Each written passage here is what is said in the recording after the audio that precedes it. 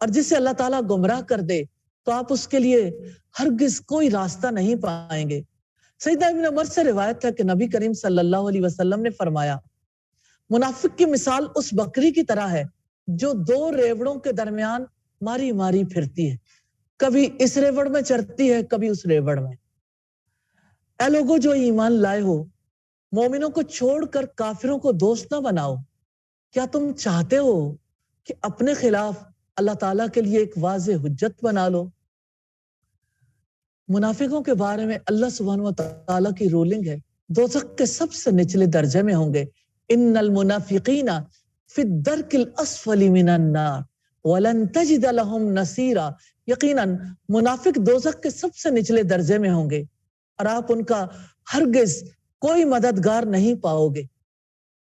تذبذب والا ایمان اللہ تعالیٰ کے ہاں قابل قبول نہیں، اس کے مقابلے میں کفر صریح میں دھوکہ نہیں ہے۔ دوزخ کا سب سے نچلا طبقہ اس دھوکے کی سزا ہے، مگر وہ لوگ جنہوں نے توبہ کی اور اصلاح کر لی اور انہوں نے اللہ تعالیٰ کے دین کو مضبوطی سے تھام لیا اور اپنے دین کو اللہ تعالیٰ کے لیے خالص کر لیا، تو یہ لوگ مومنوں کے ساتھ ہوں گے اور اللہ تعالیٰ جلد ہی مومنوں کو اجر عظیم عطا کرے گا۔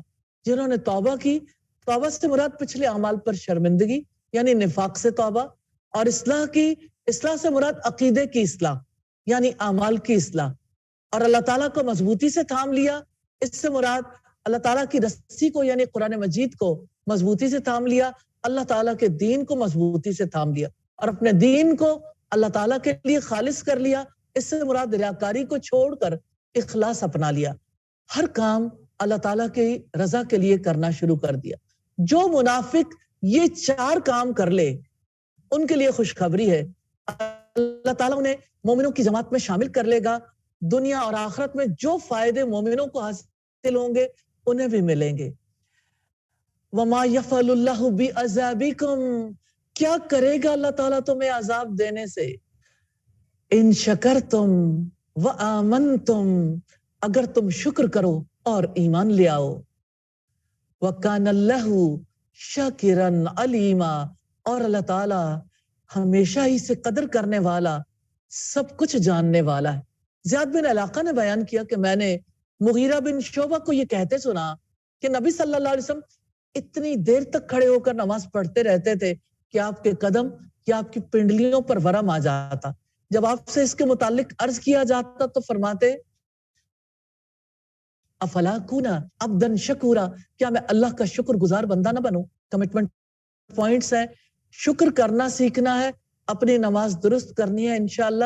اس رکوع میں کرنے والے کام ہے توبہ کرنا، اپنے طرز عمل کی اصلاح کرنا، اللہ تعالیٰ کا دامن مضبوطی سے تھامنا، اپنے دین کو اللہ تعالیٰ کے لیے خالص کرنا، ایمان والوں کا ساتھ دینا، اللہ تعالیٰ کا شکر گزار بننا، ایمان کی روش پر چلنا، اور جن کاموں سے روکا گیا اللہ تعالیٰ کے ساتھ دھوکہ کرنا، منافقت کرنا نماز کے لیے، کسمساتے ہوئے اٹھنا، ریاکاری کرنا، اللہ سبحانہ و تعالیٰ کو کم یاد کرنا، کفر اور ایمان کے بین بین رہنا، مومنوں کو چھوڑ کر کافروں کو اپنا رفیق بنانا۔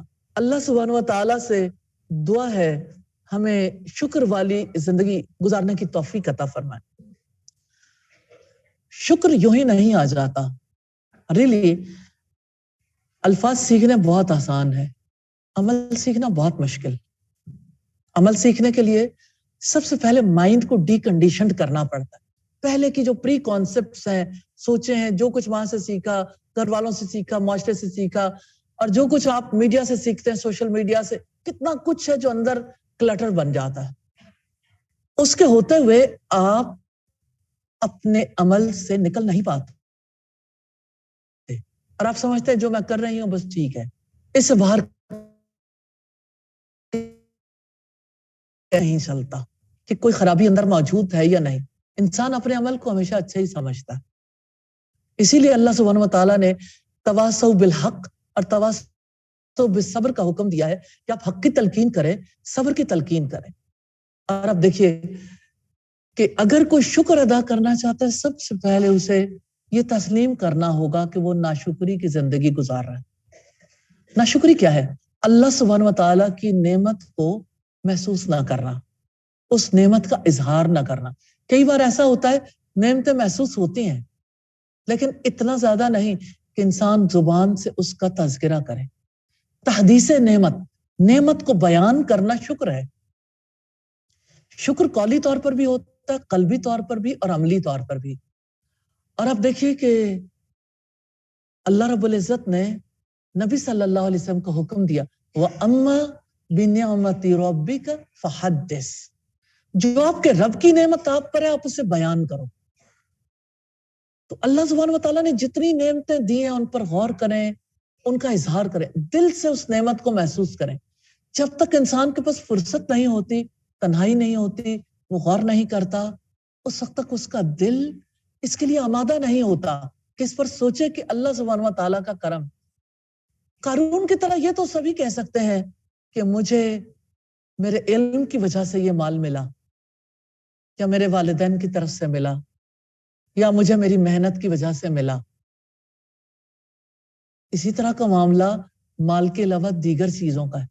انسان تو ہر چیز کا انتساب غیر اللہ کی طرف کرتے نہیں تھکتا۔ اب دیکھیے بہت ہی مزے کے پھل آئے ہوں گھر میں اور کوئی پھل چکھنے لگا اور کہے سبحان اللہ کتنا مزے کا آم ہے، کتنے مزے کے اورنجز ہیں۔ اچانک ایک آواز آئے گی، میں نے فلاں جگہ سے خرید، یہ فلاں علاقے کے ہیں۔ بھلا فلاں علاقے کی قدرت ہے کہ اس میں اتنا مزہ پیدا کر سکے؟ وہ اللہ سبحانہ وتعالی ہے جو کسی مٹی میں اتنی قوت دیتا ہے، ایسی خصوصیت پیدا کرتا ہے جس کی وجہ سے مٹی سے وہ رنگ، وہ ذائقے، وہ خوشبوئیں، وہ سب کچھ انسان کو نصیب ہوتا ہے۔ تو انسان کے لیے شکر گزار بننا یہ سب سے زیادہ ضروری عمل ہے۔ شکر گزاری اتنی بڑی چیز ہے، اللہ پاک نے اپنی کتاب کا آغاز شکر گزاری سے کیا۔ بسم اللہ کے بعد پہلی چیز کہ الحمدللہ، الحمدللہ رب العالمین۔ ہم سے جو چیز مطلوب ہے وہ شکر ہے، اور اللہ کا وعدہ ہے لَإِن شَكَرْتُمْ لَأَزِيدَنَّكُمْ، اگر تم شکر ادا کرو گے میں تمہیں اور زیادہ دوں گا۔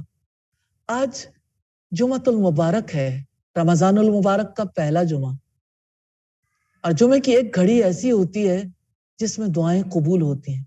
آج اللہ سبحانہ وتعالیٰ سے شکر گزاری ضرور مانگنی ہے، اور اللہ سبحانہ وتعالیٰ سے خشوع و خضوع والی نمازیں مانگنی، وقت کی پابندی والی نمازیں، اس لیے کہ نماز بندے اور رب کے درمیان مضبوط رشتہ ہے۔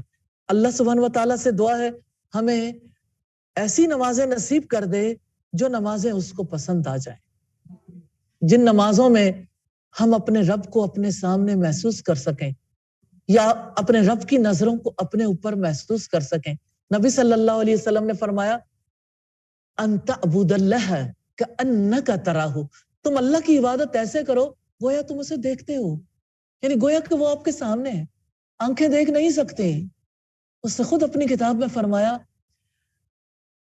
لا تدرکہ الابصار، نگاہیں اس کو پا نہیں سکتی، وہو یدرک الابصار، وہ نگاہوں کو پا لیتا ہے۔ اللہ سبحانہ وتعالیٰ کو ہم دیکھ نہیں سکتے، امیجن کر سکتے ہیں، اس کی صورت نہیں۔ آپ کسی کے وجود کو امیجن کرنا، دیکھنا چاہتے ہیں، چھوٹے سے بچے کو دیکھیے، آپ اسے کہیں جن، سارے کانشیس ہو جائیں گے۔ کہیں کسی بھی جگہ پہ کسی کو کہیں، کوئی بات کہیں کہ یہاں بوم بلاسٹ ہونے والا ہے، آپ پھر دیکھیے کہ رد عمل بدلتا ہے یا نہیں۔ یعنی انسان امیجن کر سکتے ہیں، تصور میں لا سکتے ہیں۔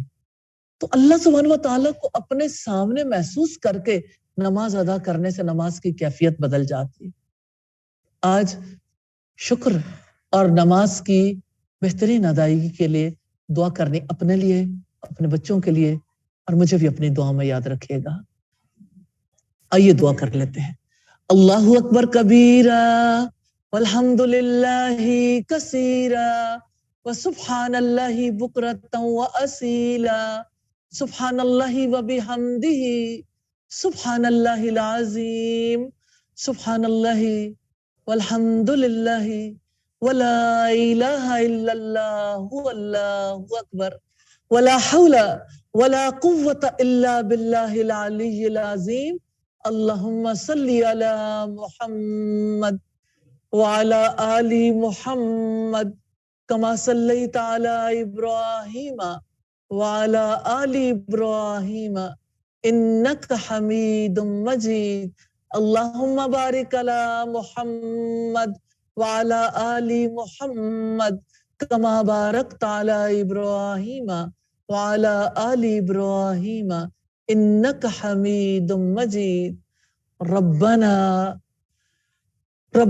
آتنا فی الدنیا حسنہ وفی الآخرۃ حسنہ وقنا عذاب النار ربنا لا تزغ قلوبنا بعد إذ هديتنا وهب لنا من لدنك رحمة إنك أنت الوهاب یا حی یا قیوم برحمتک نستغیث، اے زندہ رہنے والے، اے قائم رہنے والے، اے وہ جس کی زندگی کو زوال نہیں، ان پر رحم فرما دے جن کی زندگی زوال پذیر ہے۔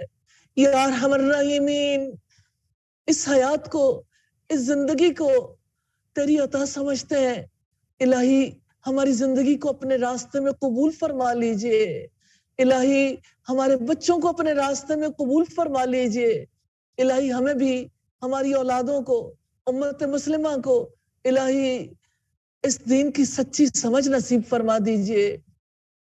یا ارحم الراحمین، آپ سے استدعا ہے الہی ہماری اولادوں کو ہماری آنکھوں کی ٹھنڈک بنا دیجئے، الہی آپ سے استدعا ہے تمام بیماروں کو شفا عطا فرمائیے، الہی بے اولادوں کو اولاد نصیب فرما دیجئے، الہی قرض داروں کا قرض دور فرما دیجئے، الہی بیماروں کو شفا کاملہ نصیب فرما دیجئے۔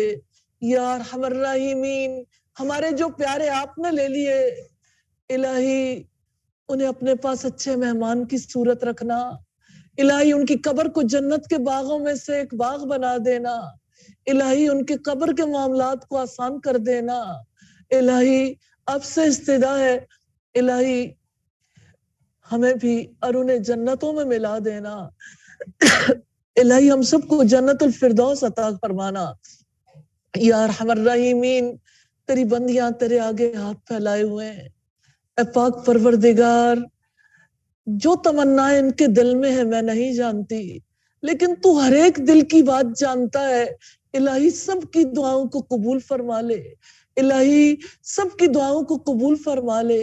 یا ارحم الراحمین، اپنی کتاب کا سچا علم نصیب فرما دے، الہی اس قرآن کو ہمارے دلوں کی بہار بنا دیجئے، ہمارے اخلاق و کردار کو اس سے مزین فرما دیجئے، اسے ہماری آنکھوں کا نور اور دل کا سرور بنا دیجئے۔ الہی آپ سے استدعا ہے اے پاک پروردگار ہمارے اخلاق اس قرآن حکیم اور اپنے نبی کی سنت کے مطابق کر دیجئے، الہی ہمیں اچھے اخلاق اپنانے کی توفیق عطا فرمائیے اور برے اخلاق کو ہم سے دور کر دیجئے، تیرے سوا کوئی برے اخلاق سے بچانے والا نہیں ہے۔ یا ارحم الراحمین، پاکستان میں جو اکنامک کرائسس ہے اے پاک پروردگار ہماری اپنی کوتاہیاں، بحثیت قوم کی ہماری اپنی غلطیاں ہیں، الہی تو معاف کر دے، الہی تو اس امت کو بخش دے، الہی ساری غلطیوں کو، اجتماعی غلطیوں کو معاف کر دے، اور الہی آپ سے استدعا ہے الہی اس قحط سالی کو اے پاک پروردگار اس معاشی بدحالی کو دور فرما دیجئے۔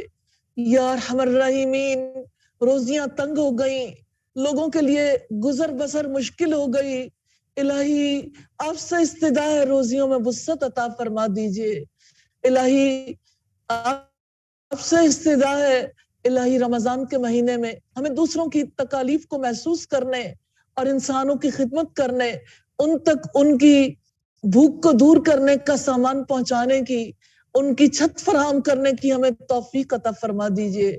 یا ارحم الراحمین، بے لباسوں کو لباس پہنانے کی، بے روزگاروں کو روزگار دلوانے کی، اور الہی جاہلوں کو تعلیم دینے کی اے پاک پروردگار ہم سب کو توفیق عطا فرما دے۔ یا ارحم الراحمین، آپ سے استدعا ہے الہی اس امت کی اجتماعی غلطیوں کو معاف کر دیجئے، الہی اس امت کو حق کو حق کر کے دکھا دیجئے، باطل کو باطل کر کے دکھا دیجئے۔ الہی ہمیں دھوکوں سے بچا لیجئے، الہی ہمیں خیانتوں سے بچا لیجئے۔ یا ارحم الراحمین، آپ سے استدعا ہے الہی پاکستان کو مضبوط اور خوشحال پاکستان بنا دیجئے۔ یا ارحم الراحمین، آپ سے استدعا ہے اے پاک پروردگار ہمیں اپنے پسندیدہ طرز زندگی پر چلنے کی توفیق عطا فرما دیجئے۔ وصلی اللہ تعالی علی خیر خلقہ محمد وآلہ واصحابہ واہل بیتہ اجمعین برحمتک یا ارحم الراحمین۔ الہی آمین، الہی آمین۔